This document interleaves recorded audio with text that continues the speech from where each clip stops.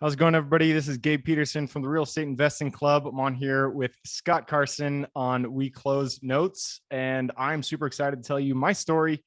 Going from broke, no idea where I was going, to owning multiple commercial real estate properties. So hope you enjoy it, and we'll see you on the other side.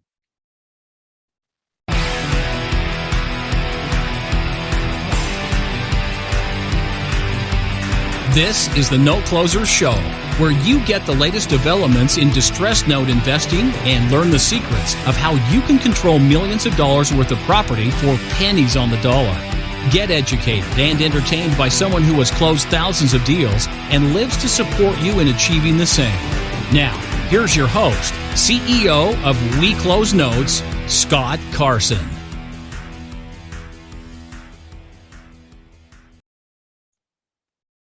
Good morning, good afternoon, good evening, everybody. Welcome to this episode of the Note Closer Show. As always, Scott Carson, excited to have you here today. And really excited to have our special guest today. Our rock star guest today is doing a lot of amazing things out of the sunny Pacific Northwest. It's never sunny, it's always sunny in Seattle. But he is he's the owner of Kaizen Properties and Honeycrisp Self Storage, and he's also the host of another popular podcast that you guys should also check out called the Real Estate Investing Club Podcast. And I was honored to be a guest on his show a couple weeks ago, and obviously we had such a great time. I had to have him on ours and share some of his knowledge and experience and help pick his brain, because I know many of you guys are out there not only investing in notes but in distressed debt, but looking for other properties. And I think we are going to see a lot of opportunities here in the new year. So I'm excited to have the man, the myth, the investing legend, Mr. Gabe Petersen, join us today. What's going on, Gabe? How you doing today? Awesome, Scott. That was quite the introduction. I appreciate it. But yeah, I'm doing good. I'm available for voiceover work if you need some. You know what I mean? You made me sound very rosy. I love it. Well, that's the idea, brother, right? We don't want to have no slap dicks on the show here. You know what you're talking about. Come on now. Pardon my French there. Anybody, if you got offended, tough. I love it. But Gabe, tell us a little bit about yourself. How'd you get into real estate medicine? What were you doing beforehand? And we'll kind of go that route and wander along this crazy episode. Sounds good, man. Yeah, my story is very non-linear, which I feel like many people's story is. When people that are in real estate, they start out one direction, they make a turn here, make a turn there, and end up in real estate. And that's exactly what happened to me. I'm going to go way back to college. So I graduated UW with a degree in philosophy, which is the one degree that has absolutely no value once you get into the real world. And so the goal was to go to law school. I had some family friends who were lawyers. I followed them around. I did some shadowing. I did not like the work. Just didn't see myself going down that route. So I made a decision. I was like, no, I'm not going to go to law school. I'd even got flown out to colleges, checked them out. But I ultimately decided it wasn't for me. And I flew home very proud of my decision. And then I realized, shit, I don't have a plan. I don't know what I'm going to do. Philosophy had just faded there instantaneously, evaporated. Yep. What was there an area of law that you were, before you did these follow-alongs, that you were excited about or thinking about pursuing? I had told myself human rights law. I was interested just in many areas in that field. But I honestly, once I'd got into it, who knows where I would have gone. And I just didn't. Right. I saw myself as more being out when I shadowed the people that worked in a law firm. Much of their time was just spent at their desk, and that just didn't seem like something that I was excited about. And so I decided not to do it. But you're 20-something and you make a decision. You're like, that was the best decision of my life. You don't really think through every step along the way. So I was stuck there, no next plan, no plan B. And so I started, I got a job. I was bartending for a bit. I did pretty much every job out there. Eventually, probably about a year later, a friend of mine was working at Accenture, which is a big consulting firm. He showed me consulting, and I was like, all right, that sounds good. I'll try it out. And then I got, went into consulting. I got a job as a project manager over at T-Mobile up here in Seattle. Well, not at T-Mobile. T-Mobile is the client, but I was a consultant. And so, I started down that path. I ultimately didn't really like it. The work didn't really fit me. The commute was like an hour and a half each way because traffic in Seattle sucks. Did not like that. But I didn't know what else to do. I knew I wanted to do something, but I didn't know how to make money. And that was the big problem. I was kind of chained to that job. Ultimately, it took me 7 years to get out. That's a long time, right? But the whole time I was just trying things. I was like, I knew I in my mind, I wanted to be an entrepreneur. I wanted to start my own business. I really had that kind of mindset, and I just didn't know how to do it. Didn't have anybody in my family who knew how to do it, who, was in that, or anybody close to me who was a business owner. So I didn't really have a model to work with. I started I started an e-commerce store. They actually did pretty well. We did 20,000 a month. But it was just like sitting in front of the computer screen, just clicking buttons, and it was just horrible. So I did e-commerce. I started my own marketing firm, quote unquote marketing firm. I had like maybe 2 or 3 clients, but I went down that path. So it was a lot of false starts, a lot of moving from here to there. Eventually I read, the Bible of real estate investing, Rich Dad, Poor Dad, and it kind of clicked. I was like, this makes a lot of sense. I like it. It's physical. I can see it. There's a structure there. And so I liked the idea of Rich Dad, Poor Dad. Obviously, most people's their influences in this is things like HGTV. And so I was like, I can do that. HGTV, go in there, spend $1,000, flip it for $1 million, and right. Buy $1 million house on a bartender's salary, bartender tips and things. But I love what you shared before we dive into this, is because I think a lot of Americans are going through that pivot aspect of it. We got the Great Resignation. People are tired of doing things they dislike, especially last year where they've working from home, in front of the laptop, not that interaction. And I think your story resonates with so many people out there. I'm glad that you're sharing this as part of what I wanted to talk about. That is because we don't always have the answers in a pivot, in a chaotic environment. You've got to kind of find your way through it, and nobody can really help you except yourself. But as you said, you took a job to pay bills. Hey, I got to do something. 3 hours of round trip commute, that'll kill you. But did you start turning that commute into an education aspect of driving and listening to tapes and CDs and stuff like? I imagine you did. You're shaking your head. Yeah, tell us about that. Yeah, absolutely. I was always kind of a big fan of podcasts, like, we're on one right now.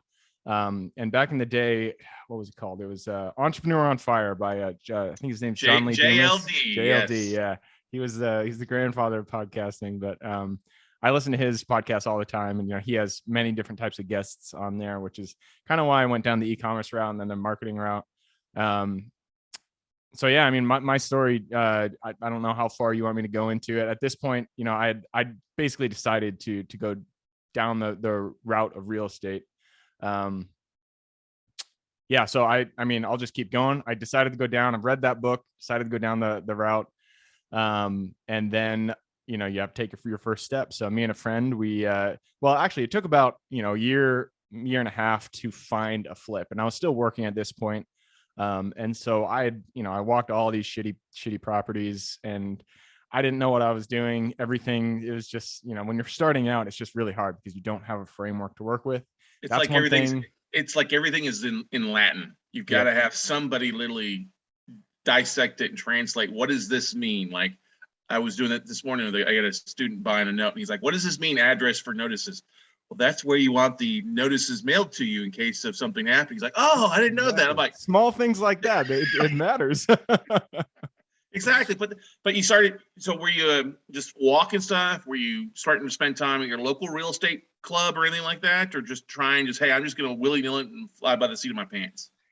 Yeah, at the beginning, it was just flying by the seat of my pants. Like I would go on Zillow and I'd look at properties. I'd go and walk them, and I would just, in Seattle, even at that time, the prices are pretty high. So I was walking them, but I didn't have a plan of how I was going to buy them. Sure. And this is one thing that I wish I had done earlier. I did do eventually, but anybody who's starting out, I would highly recommend, getting a mentor, buying a legitimate course, getting some kind of formal education that has a framework that you can work with.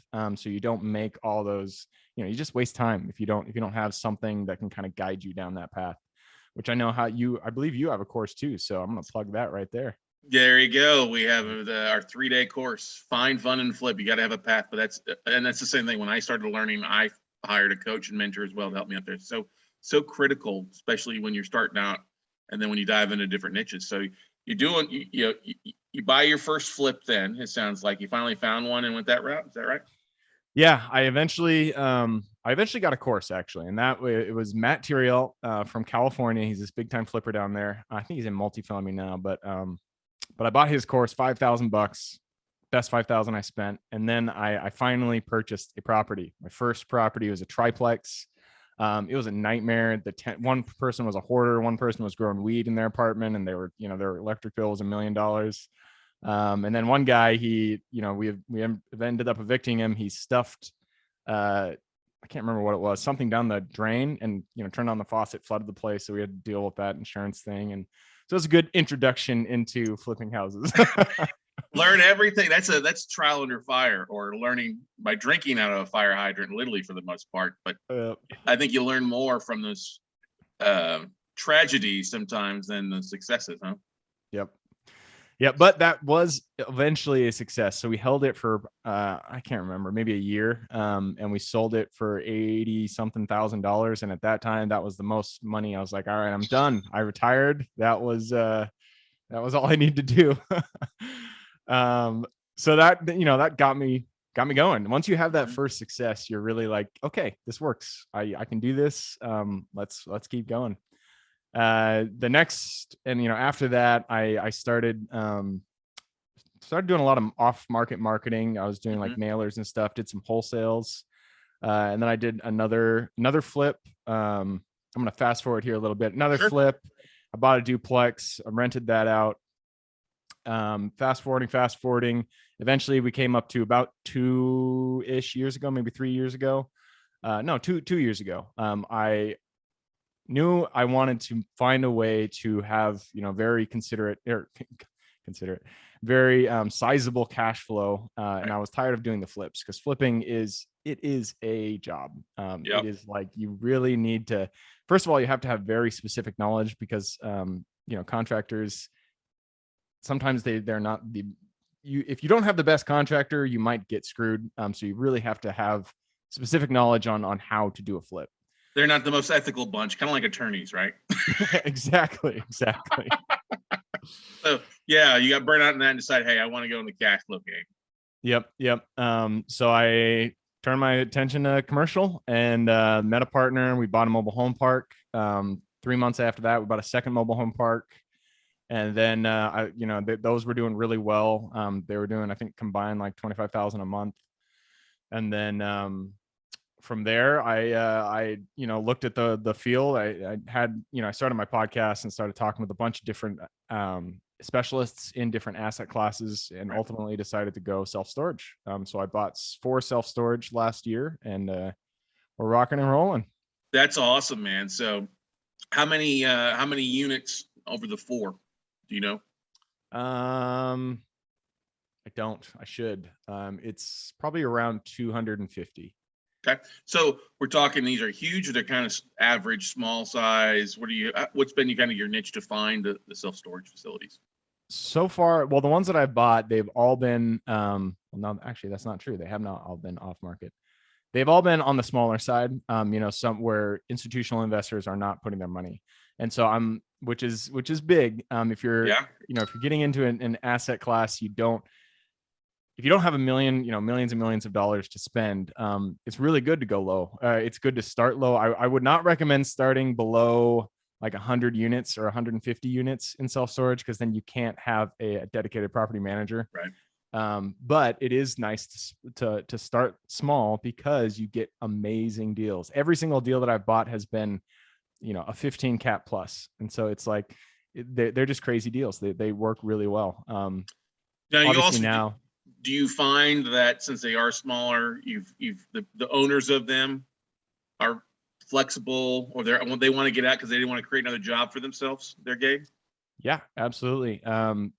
So 2 of them were from one owner, and he's in his 80s. He actually had just had a divorce, unfortunately, and he just didn't want them. He like literally did not want them. And I said, are you willing to do seller financing? And he said, for sure. That's not the words he used. Those are my words, but he said, right. Yes, of course.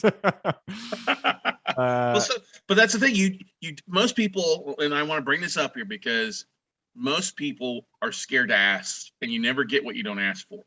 And how on that guy, how stressful was it? I mean, you were a little bit more experienced now, and maybe you've used owner financing in the past for some of your deals, but that first time you're asking a borrower or a potential seller, hey, would you mind carrying paper? It can be a little stressful, but is it worse up here in between the 2 years, or is it worse in real life? Yeah. Well, I mean, I would say it's worse in real life, or it's worse when you're actually going through the process. The first one, I actually got seller financing on one of the mobile home parks. So that was the second time I negotiated seller financing. It can be stressful if you don't really understand why it's a benefit to both parties. If you can communicate why it's a benefit to the seller, then it's not stressful, because you're like, hey man, you're going to make more money. I mean, come on, this is something that benefits you. So that kind of takes the stress away when you know that you're on their side as well. You're on, both parties are benefiting from it. Well, it helps in a couple ways. One, it gets the, as you can say, the proverbial monkey off their back. They don't have to start showing up to their job every day to start getting a monthly thing.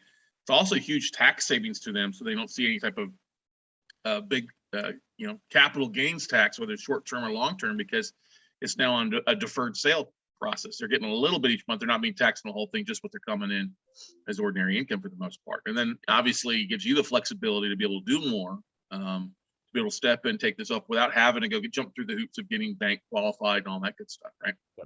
Yeah, and I mean, what I love about seller financing is it allows creativity. Like you can really make it work for whatever situation you're in, whatever situation the seller's in. In this situation, he gave me 10% down, which is awesome. I gave him a better interest rate. I think it was 5 or 6%. And so, it was a win-win. I don't have to put a lot of money up front. He gives me a good interest rate. And this was already a super high cap rate purchase, because he just didn't want the property, didn't want to list it, just didn't want to have to think about it. And so, yeah, it worked out really well. I'm a huge proponent of seller financing. If you can get it, definitely go forward with it. Now, are these properties, RV parks, these self-storage facilities near where you're located, or are they different places? Not at all. So I live in Tacoma, which is just about half hour, 45 minutes, depending on traffic, south of Seattle. So this market is absurd. Things are going for like 4 caps, and you just can't find anything. And so I looked. The mobile home parks they're in Washington State. They're across the mountains in very much smaller metros. So one's in George, one's in Moses Lake. The self-storage, I just looked outside of Washington. I was like, screw it, I'm not even going to do it. I'm looking elsewhere. I looked for growth markets. So 3 of them are in Texas. Texas is great. The prices are lower than here in Seattle. Well, Austin, it's not lower, but in some areas of Texas, they're lower than here in Seattle. Keep Austin weird. It should be keep Austin expensive is the next is the slogan for real estate business. So in Texas, those 3 that are in Texas, without giving away your secret sauce, where are they at? Like Houston, Dallas, rural areas? Yep. 2 of them are just outside of Dallas. And then one of them is actually downtown Lubbock. Ah, very nice. Yep. College town there. That's a good thing. We're like just a few blocks away from Texas Tech. And I actually just painted the facility in Texas Tech colors, and so I felt really good about that. I'm like, there you go. It's part of the local culture. Simple marketing. Paint something the color of the local university. It'll add a lot to it there. So you're buying these. So how'd you find these? I'm sure it's one of the things. Once you're sitting there in Tacoma, are you just looking in different places? Are you contacting brokers? Are you direct mail? Are you flying out and knocking on doors, driving for dollars? What's kind of your plan or how have you found these, Gabe? Yeah. So this is where I kind of had a leg up, because I mentioned earlier, I before I got into real estate, I was a marketing consultant for people out there. And one of my clients was actually a realtor. And so I had experience marketing properties. And so I actually did a lot of things. I mean, there's not every way works, but it's better to have multiple avenues. Once you get one down, you set it up, and then you move on to the next, set it up, move on to the next, and leads will just start coming. So I mean, obviously we did direct mail. Direct mail is a great one, especially for mom and pop owners, because they tend to not do the technology as well, especially in mobile home parks. Mobile home parks is a lot of mom and pop owners. Right. So direct mail is killer there. So direct mail, text marketing, ringless voicemail, online ads. So we did pay-per-click, we did social ads. How many deals did you look at before you found these four? Do you keep up with that as an idea of knowing your cost per lead then and stuff like that? I was keeping up with it at a time, but I haven't done it since then. Too busy. That's okay. Yeah. So we can go ballpark. It was about I want to say it was $50-ish per lead. And then per close, I think it was about 2,000. So the ones that I bought weren't the only. I also did wholesales. So if if it comes down my pipeline, and it's a deal, I'm gonna make it move. I don't want to, it's benefits both of us. I get the fee. The seller gets to sell his property. So I'll wholesale it if it's not a fit for me. And I think it was like 2,500 or something like that was the cost per acquisition.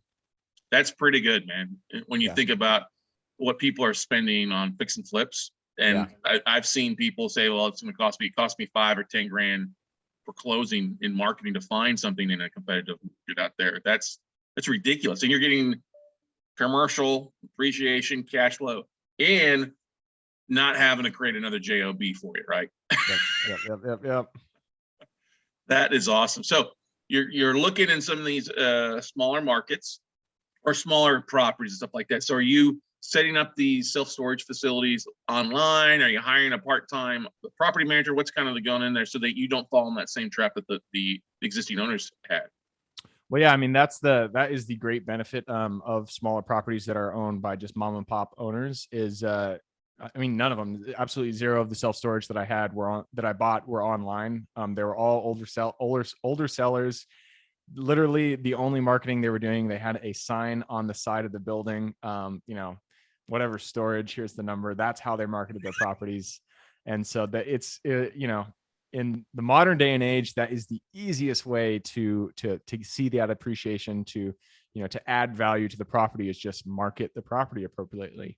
One of the properties I bought, it was a guy, he had a moving company. Like he went out there and he helped people move. And so he had this giant warehouse, and then he had this big self-storage behind it. And so he was running the self-storage as a self-storage, but he hated it. It was like a business. He didn't like running it. He liked running his moving company.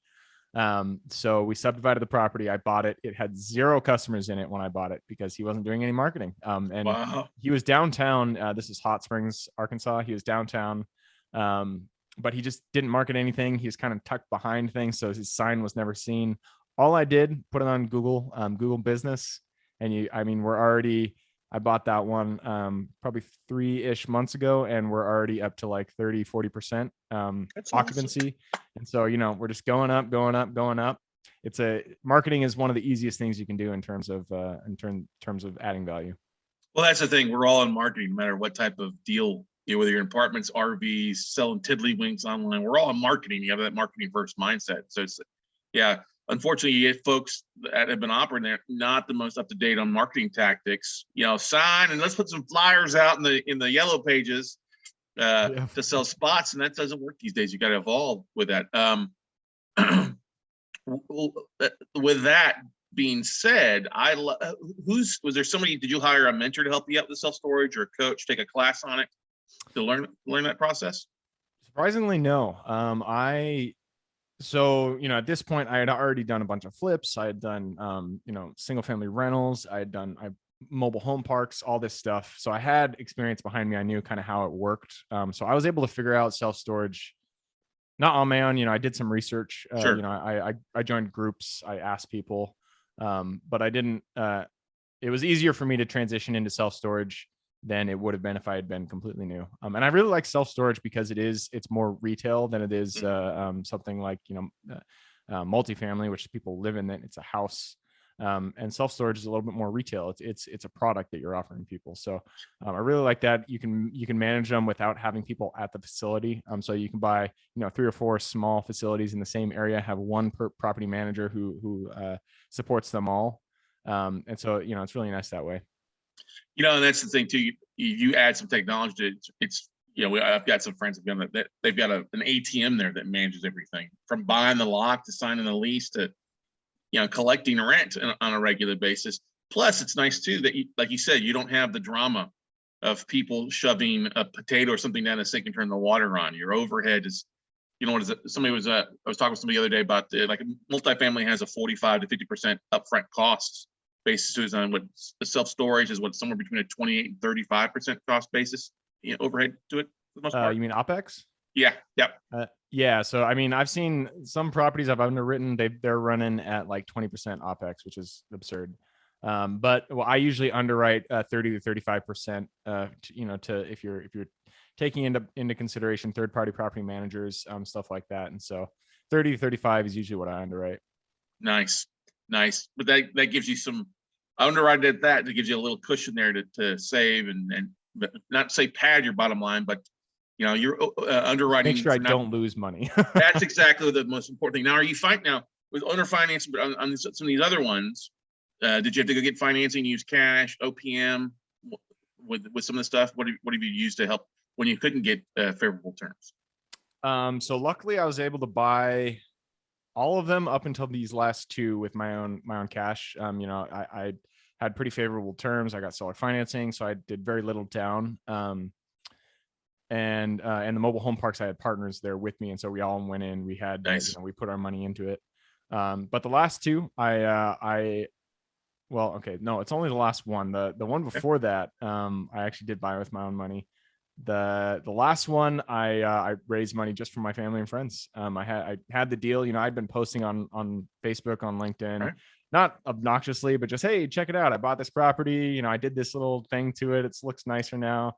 I'm not trying to sell anything, but if, you know, people see it and then over time they're like, okay, Gabe, self-storage, this is what he does. And so I got to a point, didn't have enough money to buy it. So I went to my parents, my sister, soon to be my friends, and my very close network. Friends and family network. That's that's the financial friends as well. Yeah. Right.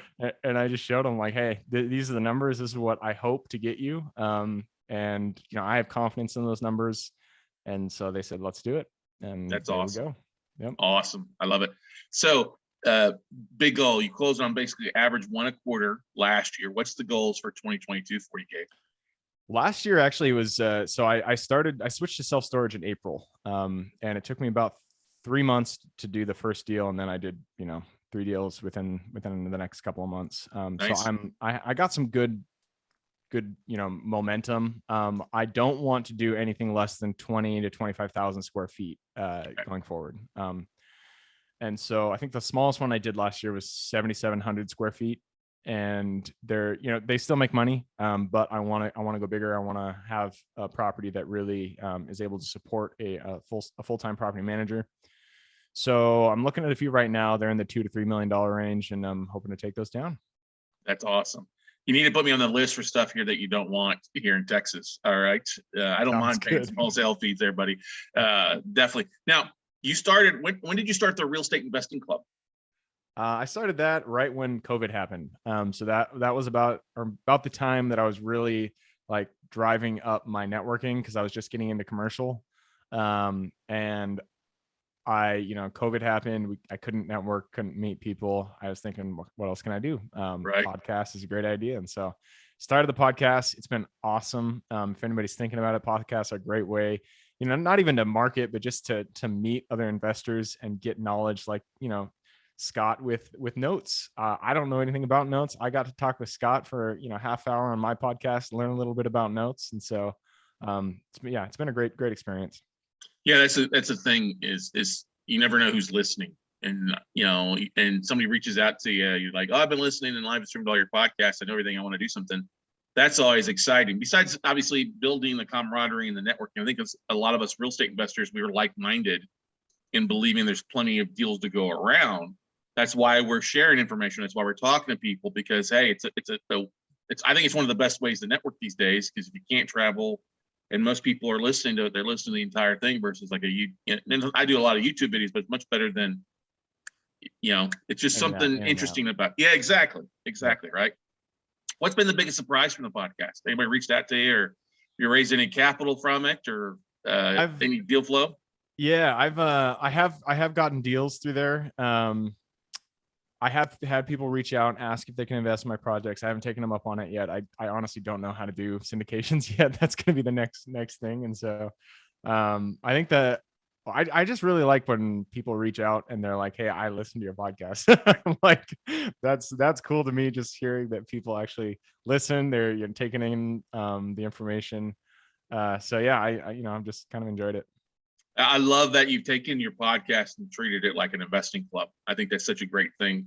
It was without the work and hey, I'll interview folks on there and get the knowledge out there versus trying to meet in a hotel or meet up or stuff like that. You really expanded really your audience because of the podcast. And we've seen that tremendously as well with our different shows. But what's thinking back here, what's one big thing that you learned? What was either came from a mistake or a failure, or like, crap, I shouldn't have done that, over the last 2 years since you've moved into the commercial space with the mobile home parks or the self-storage facility? What's been the biggest learning thing? Let's see. The biggest learning, I mean, it's probably the size. I think I already mentioned this point, but buying smaller facilities. So I first started, I kind of focused on the smaller side because I wanted good deals, and I wanted to kind of put my foot in the door and just know that I understood how to run the type of asset. But they're, small deals, they do have better numbers, but there's a downside. When you have smaller deals, you can't, as I said, hire a property manager to be specific to that property. And that not being able to hire someone for that property it's a problem. It's not a problem. It just makes things more difficult for you. Because then you have to do boots on the ground. You have to have somebody, kind of piecemeal together your help versus just having one person you go to say, hey man, you're property manager for property A over here. Tell me all about it. And so what the biggest lesson I learned is I started small. I wish I had started big. I love it. Now, have you seen on some of your properties the ability to expand, adding units to what you're doing? And that's one thing you're looking for now, maybe a little bit more. If they just smaller, you look at, hey, I can actually add 20 or 30 things to it to help with cash flow too.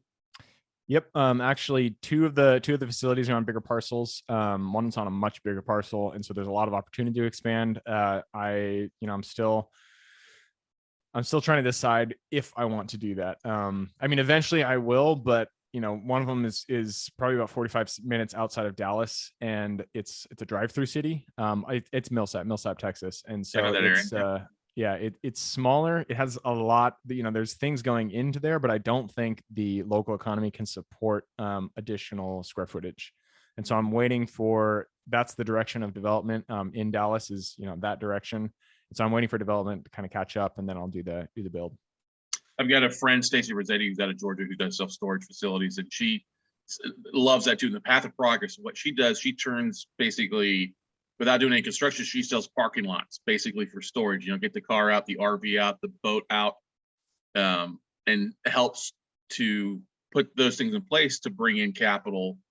Then as things progress, as she gets closer to 100% or more, so then she starts looking at, okay, let's add a strip of new doors to it and go up from there. But if you've got a big parcel, I mean, that's, especially here in Texas, we love our boats, we love our RVs, we love the old cars sitting on the cinder blocks in a lot of cases. You know what I mean? Maybe the HOA or the next door neighbors don't like so much. Yep. What's sit down and things like you said you love Texas. Who doesn't love Texas? It is one of the bigger states when it comes to RVs and self-storage out there. Florida is also really good too. What other markets are you looking at? You mentioned Arkansas. There's one. Any hot spots that you like or love? I've just been focusing on the Sun Belt. Texas, it's great. The problem with Texas is that most metros already have high square foot per capita, and so there's just, there's not a guarantee that if you find an unoccupied or a vacant property that you're going to be able to fill it. Right. There's already a lot of options out there. And so I've been looking at the Sun Belt. I really like Charleston in South Carolina. I just like this city. I think it's an awesome city. And so I've kind of been focusing on trying to find self-storage in that area just so I could fly out there and have a reason to chill. Yeah. Did you just take a trip out there? Or is that not yet? I remember this from our last conversation. You're pretty excited about it, Charleston. Yeah, no. So that was changed. It was a cruise. That one changed. Yeah. Cruises are just crazy right now with all the, a lot of changes going on in the cruises. But we did go to, me and my girlfriend went to Charleston last year. We went the year before that. It's awesome. If anybody hasn't gone to Charleston, it's so good. Food there. Oh, love the food. So I'm trying to find something out there because I would love to have a reason to go out there more often. There you go. Exactly. Invest where you want to travel to, make it a write-off. Yep.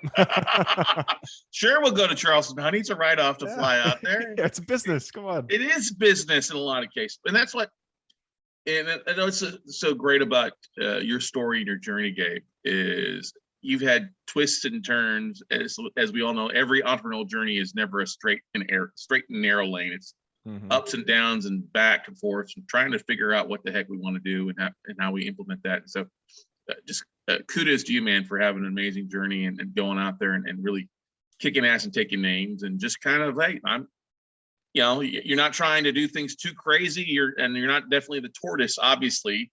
You're out there somewhere in between that hare and that turtle, making things happen and doing things on your own there. Do you still looking for rehabs or rentals, or you're like, screw that, I'm done from that, huh? Hell no.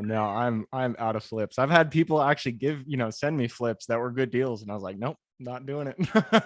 Not gonna do it. Wouldn't be prudent. Exactly. Well, that's the thing is once you evolve, because I think all investors evolve. We fall in love with those fictional TV shows. Flip This House, HGTV. Oh yeah, we can do that, and then oh no, we can't do that. And you evolve to doing bigger things in the rentals, the landlord, and now you're really just in the commercial space and eventually in the lending space. Therefore, you're using lending terms to help you get better deals out there.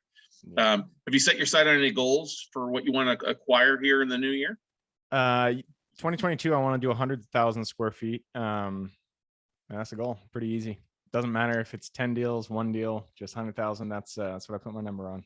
There you go. Now, when you acquire a new self-storage, how much boots on the ground are you there initially? Are you there quite a bit, very hands-on in the first, 30, 60, 90 days, or what's the kind of the time frame for that, Gabe? It varies. So I actually the one that I bought in Lubbock, I'm doing 100% remote. This is the first time I've done it remote.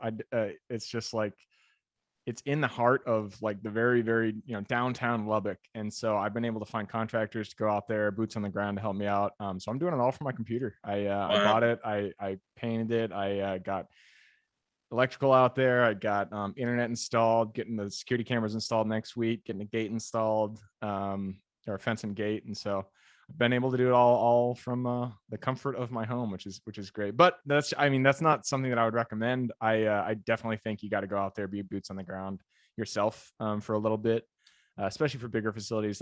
That's not something I do with anything bigger. I'd want to be out there and help it along as it onboards.